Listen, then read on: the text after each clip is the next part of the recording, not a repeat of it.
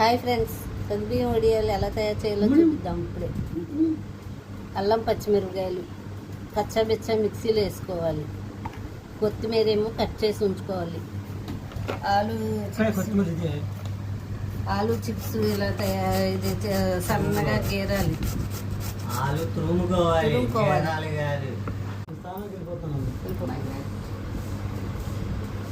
అల్లం పచ్చిమిరపకాయలు ఇలా కచ్చాబిచ్చా వేసుకోవాలి. వేసుకొని పేస్ట్ వేయాలి. సగ్గుబియ్యం ఇలా 2 గ్లాసులు నీళ్ళు పోసి నానపెట్టి ఉంచుకోవాలి. ఒకసారి కడిగేసి రాత్రంతా నానపెట్టుకోవాలి. సగ్గుబియ్యం తెల్లవారులు నానపెట్టి పొద్దున్న వేసుకోవాలి.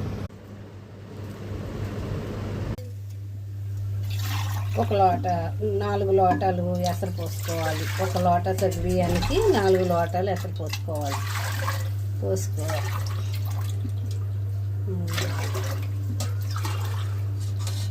4 ఇగో తగినంత ఉప్పు వేసుకోవాలి. ఉప్పు వేసిన తర్వాత ఎసరు చూడండి తలతల మరుగుతుంది.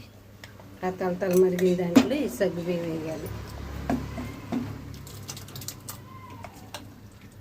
నానబెట్టిన సగ్గుబియ్యం ఉంచుకున్నాం కదా, రాత్రి అంతా నానబెట్టి అవి ఇందులో వేయాలి.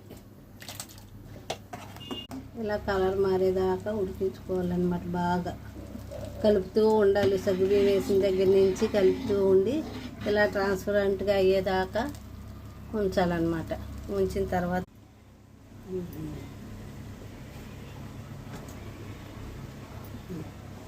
ఆలుని తురిమేసి ఉంచుకుంటాం కదా, దాన్నేమో ఇలా పిండేసి గట్టిగా నీరు లేకుండా ఇలా వేసేయాలి. ఇలా మెత్తంగా పిండేసి వేసుకోవాలి.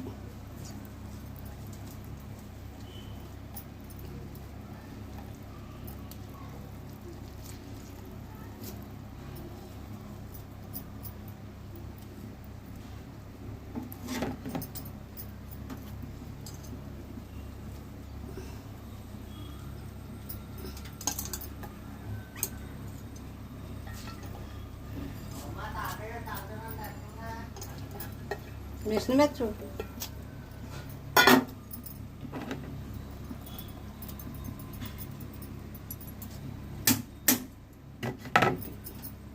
దీంట్లోనే కలుపుతూ ఉండాలి అన్నమాట, ముద్ద కట్టకుండా కలుపు. ఆలు ఉడికిన తర్వాత ఇలాగా అల్లం పచ్చిమిరకాయలు కచ్చాబెచ్చా వేసుకున్నాం కదా, ఇదేను కొత్తిమీర వేసేసుకొని కలిపేసి కట్టేయడమే.